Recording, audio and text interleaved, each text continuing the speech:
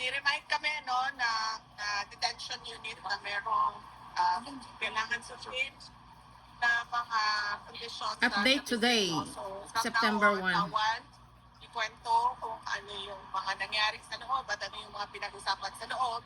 I can only Thanks say to Attorney Harry Roque's YouTube channel. President Duterte is still alive.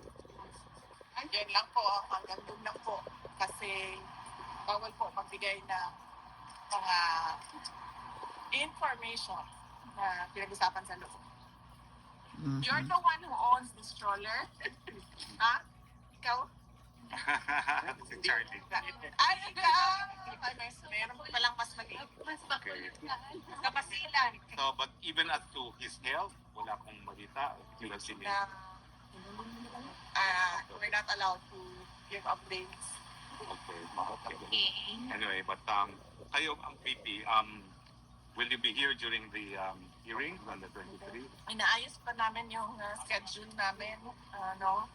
So, hindi pa namin alam kung sino yung makakarating sa September 23 para sa confirmation of charges. But likely, merong relative na darating.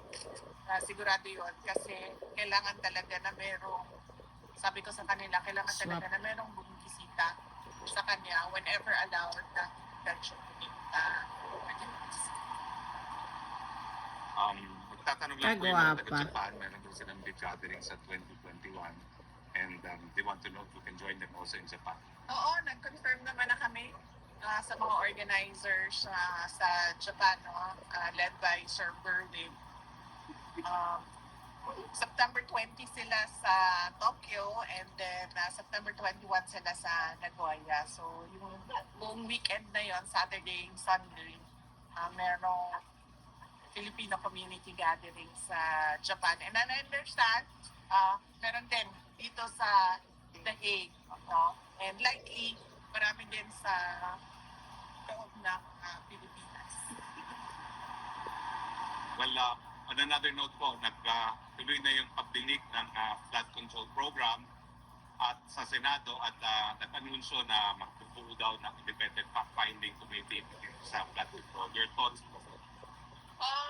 Well, sabi ko nga lagi, too little too late yung administration.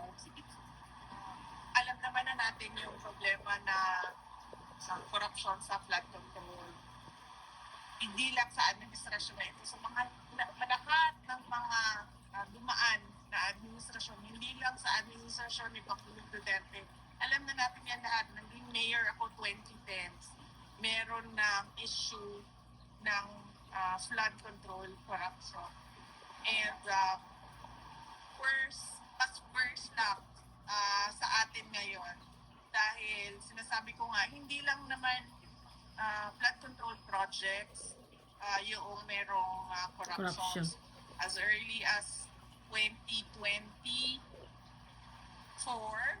noong nag-resign ako sa Department of Education, matagal ko pinag-isipan yon kung magre-resign ba ako at sasabihin ko ba kung ano yung mga experiences ko as a Secretary ng Department of Education.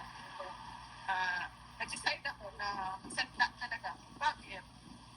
Sinabi ko nga, in-attach yung pinaghati-hatian ng members of the House of Representatives SPP, School Building Program budget ng Department of Education. At hindi lang yun, in-attach pa nila yung listahan sa House version ng GAP.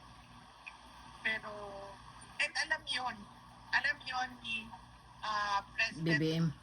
President Marcos, BBM, bulag-bulagan lang. kasi tinake up din yun during a meeting in Malacanang.